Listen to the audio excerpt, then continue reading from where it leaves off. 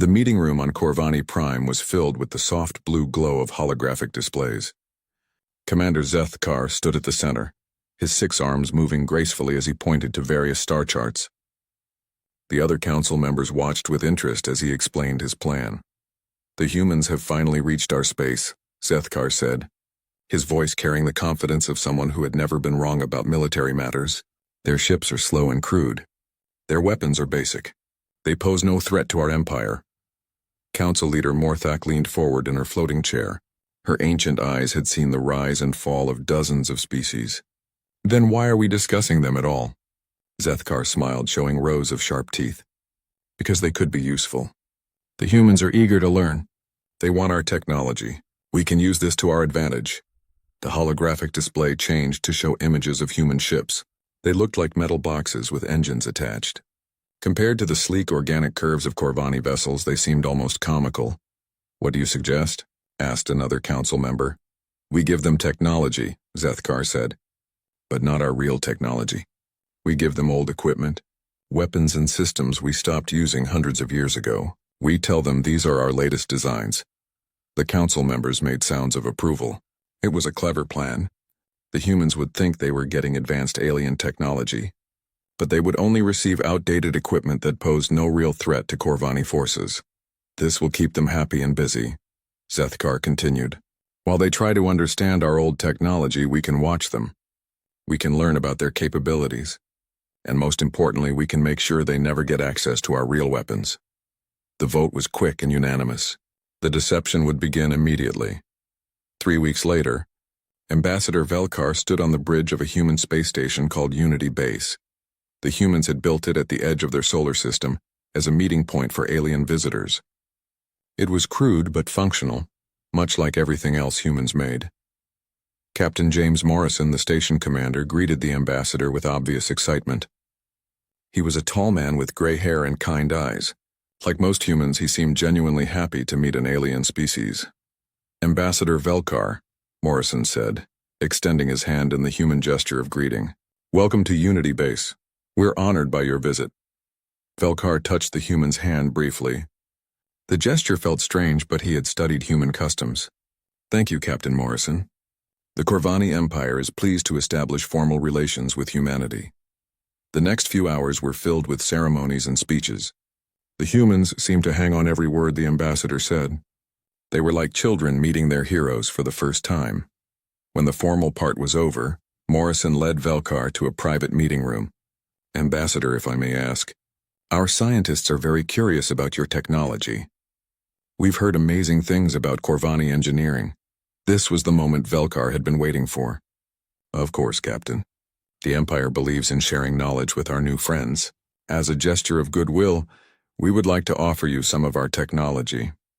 Morrison's eyes lit up. "That's incredibly generous. What kind of technology?" "Plasma generators, shield matrices, and weapon systems," Velkar said, trying to sound casual. "Some of our finest equipment." What he didn't mention was that these were systems the Corvani had stopped using 200 years ago. They were reliable but inefficient. Any first-year Corvani engineering student could build better equipment in their sleep. Over the next month, several Corvani ships arrived at Unity Base. They brought containers full of advanced technology. The humans accepted each gift with embarrassing gratitude. Dr. Sarah Chen was put in charge of the human research team studying the alien technology. She was a brilliant scientist with short black hair and intense brown eyes. When she first saw the Corvani plasma generator, she stared at it for a full minute without speaking. "This is incredible," she finally whispered. "Look at the energy patterns. The way they've contained the plasma reaction. It's like nothing we've ever seen." Her team of engineers and scientists crowded around the device. They examined every component with the excitement of children on Christmas morning. They took thousands of photographs and measurements. They created detailed diagrams and computer models. Dr. Chen herself spent 18 hours a day studying the alien equipment. She barely ate or slept. Her colleagues worried about her health, but she was completely absorbed in her work. The Corvani observers watched with amusement. They had expected the humans to be impressed, but this level of excitement was almost comical. These primitive beings were treating outdated Corvani technology like it was the greatest discovery in history. They're like insects studying a computer, one observer reported back to Corvani Prime. They understand so little that they don't even realize how little they understand. But Dr. Chen was not as simple as the Corvani thought. She had been studying alien technology for most of her career, even before humanity had met any aliens. She had always wondered what advanced civilizations might create. As she examined the plasma generator, she began to notice things that seemed odd. The energy conversion process was less efficient than it could be. The containment field had unnecessary complexity that actually reduced performance. The control systems were outdated even by human standards. "Dr. Chen," said one of her assistants, "I think there might be a problem with this design." Chen looked up from her work. "What kind of problem?" "Well, if I'm reading this correctly, this plasma generator is only converting about 30% of its fuel into usable energy. Our best fusion reactors do better than that." Dr. Chen frowned. She had noticed the same thing but had assumed she was missing something. "Show me your calculations." For the next several hours, the team went over their analysis again and again. The conclusion was always the same. The Corvani technology was impressive in some ways, but it was also inefficient and outdated. Dr. Chen felt a strange mixture of disappointment and excitement. Disappointment because the alien technology wasn't as advanced as she had hoped.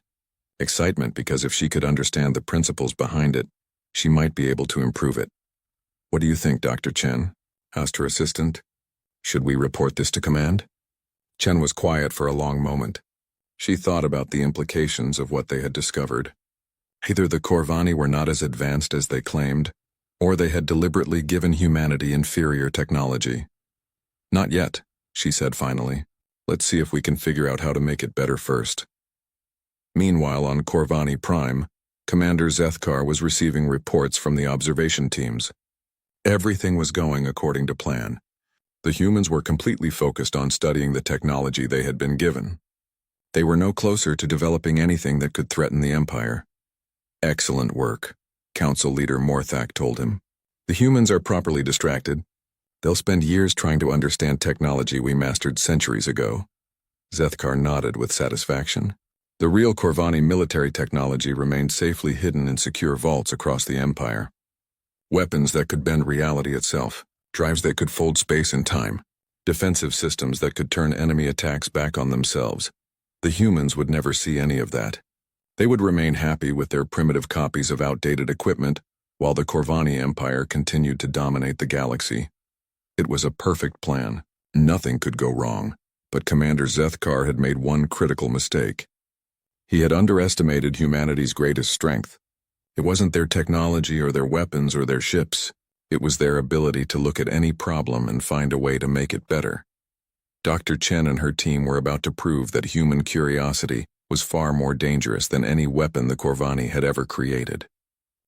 3 months had passed since the Corvani had given their gifts to humanity. Dr. Sarah Chen stood in her laboratory, surrounded by pieces of alien technology that had been carefully taken apart and put back together again.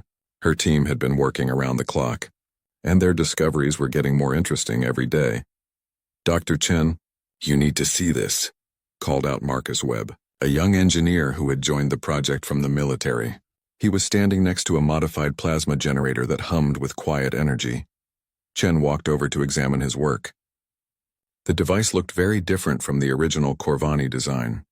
Webb had replaced several components with human-made parts and rearranged the internal structure completely.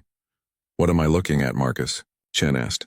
"A 30% improvement in energy output," Webb said with a grin. "I figured out that the Corvani were using a really inefficient plasma containment system. So I replaced it with something based on our fusion reactor designs." Chen stared at the readings on the computer screen. Webb was right. The modified generator was producing significantly more energy than the original, while using the same amount of fuel. "How is this possible?" she asked. "The Corvani have been using this technology for thousands of years." "How did we improve it so quickly?" Webb shrugged. "Maybe they never thought to question their own designs. We don't have that problem. We question everything." Over the next few weeks, similar improvements were happening all across the research facility. Dr. Rachel Torres had figured out how to make the shield generators work twice as fast. Engineer David Kim had found a way to reduce the size of the weapon systems. by half while doubling their power. The breakthrough came when Chen realized that the Corvani technology was built on principles that could be applied in completely different ways. The plasma containment system that powered their generators could also be used as a weapon. The shield matrices could be modified to create offensive energy beams. "We're not just copying their technology," Chen told her team during a late-night meeting. "We're reinventing it." Lieutenant Colonel Marcus Rodriguez, the military liaison for the project, was both impressed and concerned by what he was seeing. He had spent 20 years in the Space Forces, and he knew dangerous technology when he saw it. "Dr. Chen," he said, "some of these modifications you're making, they could be considered weapons of mass destruction." Chen looked up from her work on a modified shield generator. "Only if someone uses them that way. We're just exploring the possibilities." Rodriguez wasn't convinced. He had seen what humans could do when they got creative with weapons technology. The modified Corvani equipment was more powerful than anything in Earth's military arsenal. "I need to report this to command," he said. "Of course," Chen replied. "But can you give us a few more weeks to finish our testing? I think we're on the edge of some major discoveries." Rodriguez agreed, but he made sure to send detailed reports to Earth Defense Command every day. The people in charge needed to understand what was happening at the research facility. On Earth, Admiral Sarah Mitchell read Rodriguez's reports with growing amazement. She had been expecting the alien technology to give humanity a small advantage in space warfare. Instead, it seemed like Chen's team was revolutionizing everything they touched. "Get me a direct line to Dr. Chen," Mitchell told her aide. "I want to talk to her immediately." The conversation that followed would change the direction of human space development forever. "Dr. Chen," Admiral Mitchell said, "I'm looking at reports that say you've improved Corvani technology by several 100%. Is this accurate?" "Yes, Admiral," Chen replied. "In some cases, we've done even better than that. The alien designs have a lot of inefficiencies that we've been able to eliminate." "How is this possible? The Corvani Empire has controlled this part of space for thousands of years. Their technology should be far superior to ours." Chen was quiet for a moment before answering. "Admiral, I'm starting to think that the technology they gave us isn't their best work.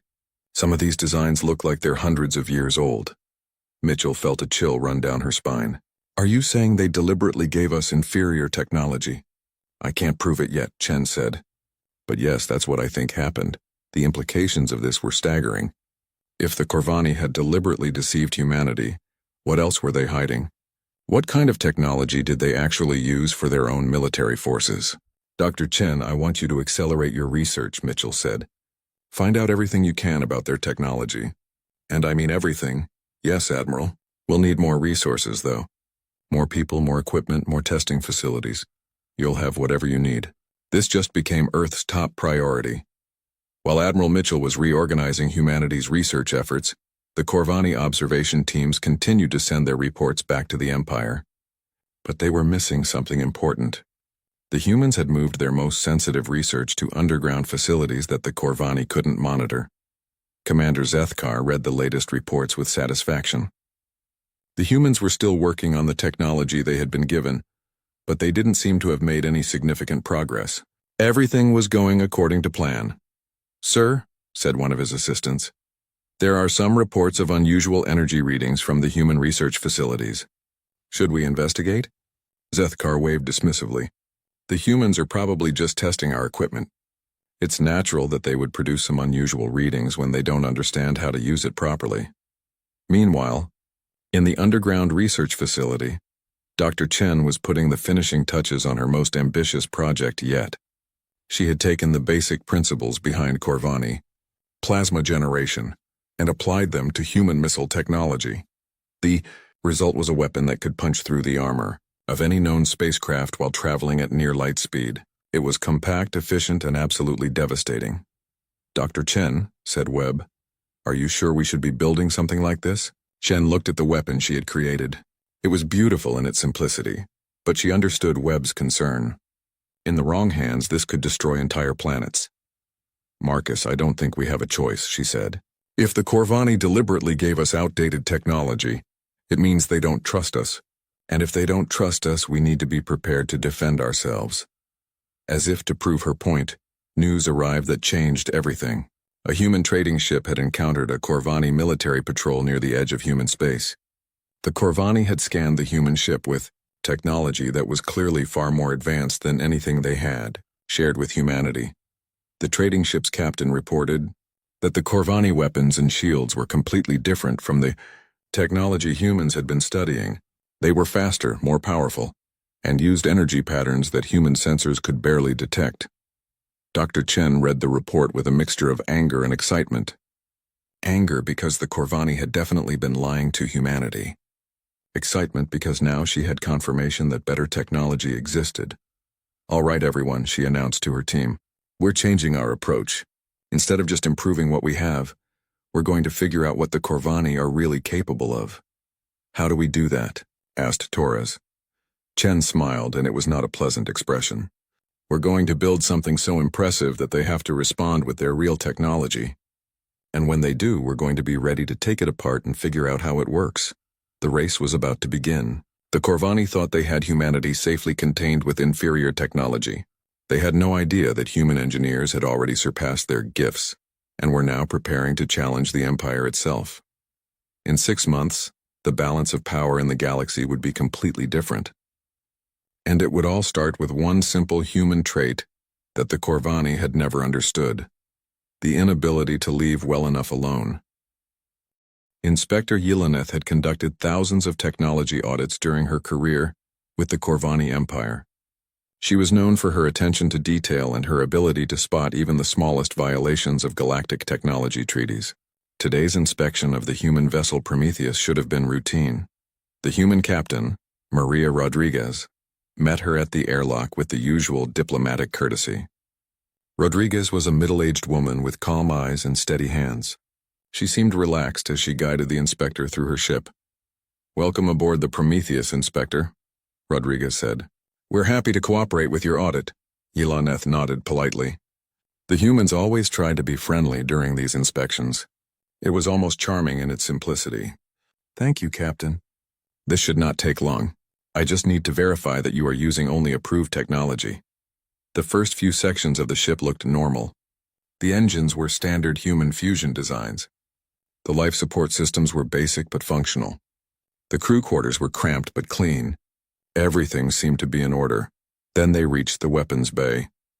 Yelena stopped walking when she saw what was mounted on the weapon pylons. At first glance, they looked like the plasma cannons that the Empire had given to humanity months ago. But something was wrong. The energy patterns were different. The power levels were much higher than they should be. "Captain Rodriguez," Yelena said slowly, "may I examine these weapons more closely?" "Of course, Inspector. We're very proud of our modifications." Modifications. The word sent a chill through Yelena's body. She approached the nearest weapon mount and activated her scanning equipment. What she saw made her 4 hearts skip beats. The humans had completely taken apart the Corvani plasma cannons. They had rebuilt them using a combination of alien and human technology. The power output was 3 times higher than the original design. The targeting system was more accurate than anything the Corvani military used. "Captain," Yelena said, trying to keep her voice steady, "how did you achieve these modifications?" Rodriguez smiled with obvious pride. Dr. Chen's team found several inefficiencies in the original design. "We fixed them. Yes, the plasma containment system was using an outdated magnetic field configuration. We replaced it with a more efficient design based on our fusion reactor technology. The power coupling was also suboptimal, so we redesigned that too." Yeleneth's scanning equipment was showing readings that should have been impossible. These weapons were more powerful than the ones used by Corvani battleships. How had the humans accomplished this so quickly? "May I see your engineering logs?" she asked. Rodriguez led her to the ship's computer core. The engineering logs showed months of careful analysis and experimentation. The humans had tested every component of the Corvani technology. They had identified flaws that Corvani engineers had never noticed. They had developed solutions that violated everything Yelena thought she knew about physics. "Captain, do you understand what you have done?" Yelena asked. "We improved some outdated technology," Rodriguez replied. "Is there a problem with that?" Outdated technology. The words hit Yelena like a physical blow. The humans thought the Corvani gifts were outdated. That meant they knew they had been given inferior equipment. "Inspector," Rodriguez said, "while you're here, would you like to see our shield modifications?" We made some really interesting improvements to those as well. Against her better judgment, Yelena followed the captain to the ship's defensive systems. What she saw there was even more disturbing than the weapons. The humans had turned the Corvani shield generators into something completely different. Instead of just providing protection, the modified shields could focus energy into offensive beams. They could also create localized gravity fields that could trap enemy ships. "This is impossible," Yelena whispered. "Actually, it was pretty straightforward once we understood the underlying principles," Rodriguez said. "Your shield technology is really quite elegant. We just found some additional applications for it." Yelena spent the next hour examining every system on the ship. Everywhere she looked, she found the same pattern. The humans had taken Corvani technology apart, understood how it worked, and rebuilt it to be better than the original. The communication array could jam enemy signals across multiple dimensions. The navigation system could calculate hyperspace jumps with accuracy that exceeded Corvani military standards. Even the life support system had been modified to work as a weapon, capable of creating toxic environments in enemy ships. "Captain Rodriguez," Yelena said when the inspection was complete, "I need to file an immediate report with Corvani Command." Rodriguez nodded. "Of course, Inspector. Will there be any problems?" "That remains to be seen." Yelena returned to her own ship and activated the emergency communication system. Within minutes, she was connected to Commander Zethkar on Corvani Prime. "Commander," she said without preamble, "we have a serious problem." Zethkar appeared on the holographic display, looking annoyed at being disturbed. "What kind of problem, Inspector?" "The humans have weaponized everything we gave them. Their modifications exceed our own military capabilities in several key areas." The color drained from Zethkar's face. "That's impossible. We gave them obsolete technology, equipment that was outdated centuries ago. Sir, they have turned that obsolete technology into weapons that could threaten our frontline warships. You need to see these readings." Yelena transmitted her scan data to Corvani Prime. For several minutes there was silence as Zethkar reviewed the information. "By the void," he finally said. "How did they do this so quickly?" "From what I observed, they treat our technology like a puzzle to be solved. They don't just copy our designs. They understand the principles behind them, and then apply those principles in new ways." Zethkar was quiet for a long time. When he spoke again, his voice was filled with dread. "Inspector, you will classify this report at the highest security level. Tell no one else what you have seen." "Yes, sir. But Commander, if the humans can do this with outdated technology, what will happen if they get access to our current military systems?" Zethkar ended the transmission without answering. On Corvani Prime, emergency sessions were called at every level of government. The reports from Inspector Yelena were reviewed by the Empire's best scientists and military strategists. The conclusion was always the same. Humanity had accomplished something that should have been impossible. Council leader Morthak read the reports with growing alarm. "How could our intelligence be so wrong about human capabilities?" "We weren't wrong about their capabilities," Zethkar replied. "We were wrong about their methods. We assumed they would try to copy our technology. Instead, they improved it. Can we contain this threat?" Zethkar hesitated before answering. "If we act quickly, perhaps. But we need to make sure the humans never get access to our real military technology." "What do you recommend?" "We increase security around all military installations. We limit human access to Corvani space, and we prepare for the possibility that our deception has failed." But even as the Corvani made their plans, events were already spiraling beyond their control. Captain Rodriguez had submitted her own report to Earth Defense Command, describing the inspector's obvious shock at seeing human modifications to alien technology. Dr. Chen read Rodriguez's report with great interest. If the Corvani inspector had been that surprised by their improvements, it meant the Empire had seriously underestimated human capabilities. "It also means we're on the right track," Chen told Admiral Mitchell during their daily briefing. "The Corvani are starting to realize that their deception didn't work." "What's our next step?" Mitchell asked. Chen smiled. "We find out what their real technology looks like, and then we take it apart and make it better." The game of deception was about to become a race for technological supremacy. The Corvani had started the race with a 1,000-year head start. But they had made one critical mistake. They had given humans something to reverse engineer. and humans were very, very good at reverse engineering things. The emergency meeting on Corvani Prime had been going on for 6 hours. The council chamber was filled with nervous energy as military leaders and scientists tried to understand how badly their deception had failed. Commander Zethkar stood before a massive holographic display showing human ship movements across the galaxy. Red dots marked locations where humans had been spotted with modified Corvani technology. There were more red dots than anyone had expected. The situation is worse than we initially thought, Zethkar reported to the council. Our intelligence indicates that humans have shared their modifications with their entire fleet. Every human ship now carries weapons that exceed our publicly known capabilities. Council leader Morthak leaned forward in her chair. Her ancient face showed the strain of the crisis. How many ships are we talking about? Over 300 vessels ranging from small patrol craft to heavy cruisers, all of them armed with modified versions of our technology. The number sent a wave of concern through the chamber. The human fleet was not large compared to the Corvani Empire, but if their weapons were as powerful as the report suggested, size might not matter. What about our real military technology? Asked General Kavlon, the Empire's top military strategist. It's still hidden, correct? Yes, sir, Zethkar replied. All quantum disruptors, reality drives, and consciousness targeting systems remain in secure vaults. The humans have never seen our actual military equipment. That was about to change. 3 days later, a routine patrol was conducting anti-smuggling operations in the Keftar system. The system was on the edge of Corvani space, known for black market trading and criminal activity. It was exactly the kind of place where criminals might try to steal and sell military technology.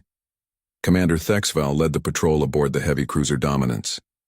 His ship was equipped with the Empire's real military hardware, quantum disruptors that could tear apart matter at the subatomic level, reality drives that bent space-time itself, and defensive systems that could turn enemy weapons against themselves. The Dominance had been hunting smugglers for 2 weeks when they detected an unauthorized transmission from the planet's surface. Scans revealed a black market operation that was trying to sell stolen Corvani equipment to the highest bidder. Take us in for a raid, Thexval ordered. I want that operation shut down immediately. What he didn't know was that human intelligence had been tracking the same smuggling ring. 3 human ships were approaching Keftar from the other side of the system, planning their own raid. The 2 forces met in orbit around Keftar's second moon. Captain Lisa Park commanded the human task force from her ship, the Defiant. When her sensors detected the Corvani cruiser, she tried to open diplomatic channels. Corvani vessel, this is Captain Park of the Earthship Defiant. We're conducting anti-smuggling operations in this system. Perhaps we can coordinate our efforts. Commander Thexval read the response with growing irritation. The humans were supposed to stay in their own space. What were they doing this far from Earth? Human vessel, he transmitted back. You are operating outside your designated territory. Withdraw immediately. Captain Park studied the Corvani ship on her view screen. Something about its design was different from the ships humanity had encountered before. The hull configuration was more aggressive and her sensors were detecting energy patterns she had never seen. Commander, we have as much right to hunt smugglers as you do, Park replied. This system is in neutral space. The conversation might have continued diplomatically, but at that moment, the smugglers on the planet's surface made a desperate decision. They launched their stolen cargo into space, hoping to escape while the 2 fleets were focused on each other. Both commanders detected the launch simultaneously. The cargo ship was clearly carrying illegal technology. Both sides moved to intercept it. The smuggler ship fired on the humans first, using a combination of stolen Corvani and human weapons. Captain Park's shields absorbed the attack easily, but the hostile action changed the rules of engagement. Return fire, Park ordered. Disable their engines. The human weapons lit up space with brilliant energy beams. But Commander Thexval misinterpreted the attack. In the confusion of battle, he thought the humans were firing on his ship. All weapons target the human vessels, Thexval commanded. Protect the Empire's technology. The Dominance opened fire with its quantum disruptors. Captain Park had faced Corvani weapons before, so she was confident her shields could handle the attack. But these weapons were completely different from anything she had seen. The quantum disruptors tore through her shields like they were made of paper. Evasive maneuvers, Park shouted. What the hell was that? Her tactical officer, Lieutenant Johnson, was staring at his readings in shock. Captain, those weapons are operating on principles I've never seen before. They're not just destroying our shields, they're unmaking them at the quantum level. Park realized she was facing the real Corvani military technology for the first time. This was what the Empire had been hiding. Open a channel to Earth Command, she ordered. Priority 1. Tell them we've encountered actual Corvani military hardware. The battle lasted 17 minutes. Despite being outnumbered 3-1, the Dominants had superior firepower and technology. But the humans had something the Corvani hadn't expected: adaptability. Captain Park's engineers worked frantically to analyze the alien weapons while the battle raged around them. They couldn't understand the quantum disruptors completely, but they could see patterns in how they functioned. "Captain," called out Engineer Martinez from the engine room, "I think I can modify our shields to partially deflect their weapons. It won't stop them, but it might buy us some time." "Do it," Park ordered. Meanwhile, the human ships were using tactics that confused Commander Thexval. Instead of fighting like a traditional fleet, they split up and attacked from multiple angles. They used their modified weapons in ways that forced the Dominants to defend against threats from all directions. The turning point came when one of the human ships, the Intrepid, managed to get close enough to the Dominants to scan its weapons directly. The scan lasted only seconds before the Intrepid was destroyed, but it was enough. Captain Park received the scan data just as her own ship was taking critical damage. The quantum disruptors were tearing her hull apart, but she had what she needed. "All ships retreat," she ordered. "We have what we came for."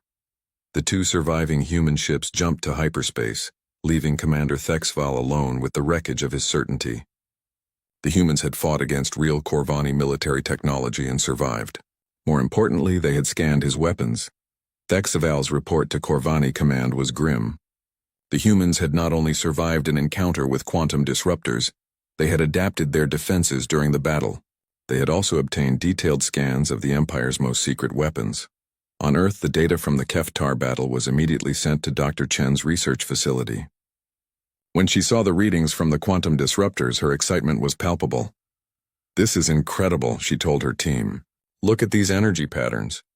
They're manipulating matter at the quantum level. I've never seen anything like it." Admiral Mitchell arrived at the facility within hours of receiving the battle report. She found Dr. Chen surrounded by holographic displays showing the structure of Corvani quantum weapons. "Dr. Chen, how long will it take you to understand this technology?" Chen looked up from her work with bright eyes. "Admiral, give me 3 weeks. Maybe less. Why so fast?" "Because now I understand the theoretical framework behind all Corvani technology. The quantum disruptors, the reality drives, even their advanced propulsion systems. They're all based on the same fundamental principles we saw in their obsolete equipment. They just applied those principles in more sophisticated ways." Admiral Mitchell felt a chill of anticipation. "Are you saying we can duplicate their military technology?" "Admiral," Chen said with a smile that would have terrified the Corvani Council, "I'm saying we can improve it." The secret was out. Humanity now knew that the Corvani had been hiding their real capabilities. More importantly, they had examples of that technology to study. Commander Zethkar received the report from Keftar with a growing sense of doom. The humans had seen quantum disruptors in action. They had scanned the technology, and if he knew anything about human nature, they were already working to reverse engineer it. "Sir," his aide said quietly, "should we prepare for the possibility that the humans will develop their own quantum weapons?" Zethkar was quiet for a long time before answering. "Prepare for the possibility that they'll develop something better." The arms race had begun in earnest. The Corvani Empire had spent thousands of years perfecting their military technology. The humans had 3 weeks to figure out how to surpass it. But as Dr. Chen had already learned, human engineering had one advantage that the Corvani had never developed: the assumption that everything could be improved. Dr. Sarah Chen had not slept in 36 hours, but her eyes were bright with excitement as she made the final adjustments to humanity's first quantum disruptor. The weapon looked nothing like the Corvani version. Where the alien device was bulky and complex, the human design was sleek and efficient. "Power levels are stable," reported Engineer Martinez from his control station. "The quantum field is maintaining coherence at 97% efficiency."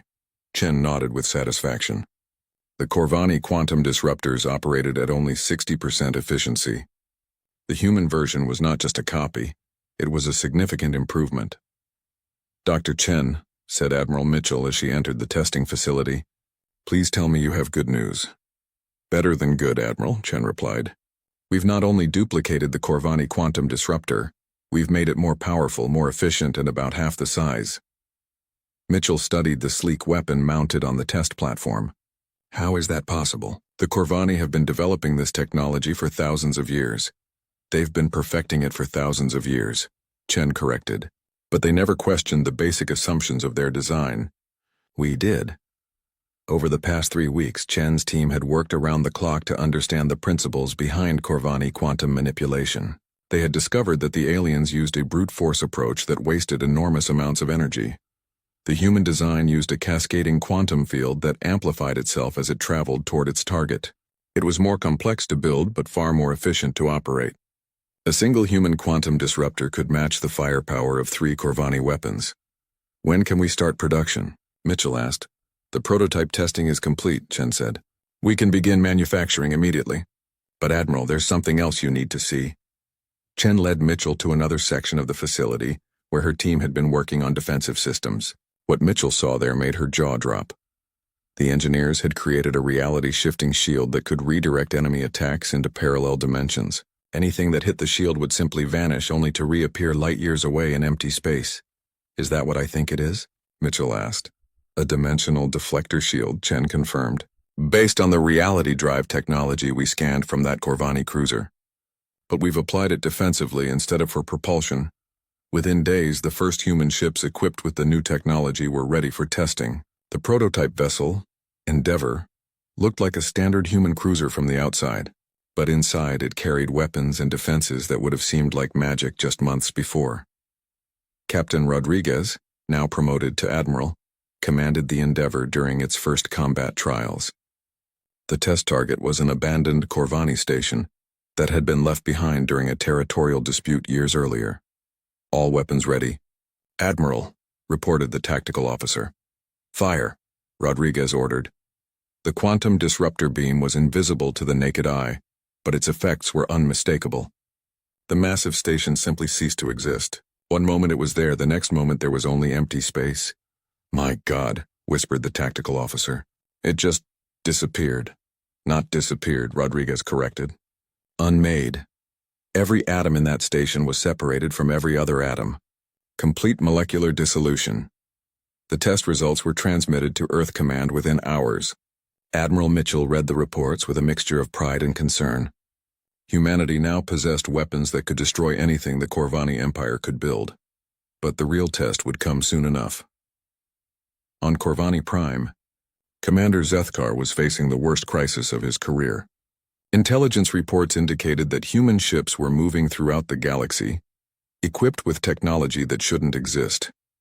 "They've done it," he told the Council with defeat in his voice. "The humans have reverse-engineered our quantum disruptors, but our agents report that their versions are more powerful than ours." Council Leader Morthak felt the weight of 3,000 years of Corvani dominance pressing down on her shoulders. How much more powerful? At least 50%. Possibly more. "They've also developed defensive systems based on our reality drive technology that we never thought of." The council chamber fell silent. For millennia, the Corvani Empire had maintained control through technological superiority. That advantage was now gone. "What are our options?" Morthak asked. General Kavlan spoke up from his position at the military briefing station. "We could launch a preemptive strike while we still have numerical superiority. Our fleet is 10 times larger than theirs, and if their technology is as advanced as reports suggest, our numerical advantage may not matter," Zethkar replied. The debate continued for hours, but it was interrupted by an urgent communication from the frontier. A human task force had been detected moving toward the Corvani core worlds. They were not following any of the established trade routes or diplomatic channels. Admiral Rodriguez commanded the human fleet from her flagship, the redesigned Endeavour. Her orders from Earth Command were simple: demonstrate humanity's new capabilities to the Corvani Empire, and demand a full accounting of their deception. The human fleet consisted of only 12 ships, but each one carried the most advanced technology humanity had ever produced. They moved through space faster than anything the Corvani had ever seen. Their reality drives bending space-time around them. When they reached the outer defenses of the Corvani home system, they were met by a massive fleet of Empire warships. Commander Zethkar himself led the defense force aboard his flagship, the Supremacy. "Human fleet," Zethkar transmitted. "You are in violation of Corvani territorial space. Withdraw immediately or face the consequences." Admiral Rodriguez responded with calm confidence. "Commander Zethkar, we are here to discuss your Empire's deception regarding the technology you shared with humanity. We request an immediate audience with your government. That is not possible." "Withdraw now," Rodriguez sighed. She had hoped this could be resolved diplomatically, but the Corvani seemed determined to fight. "Very well, Commander.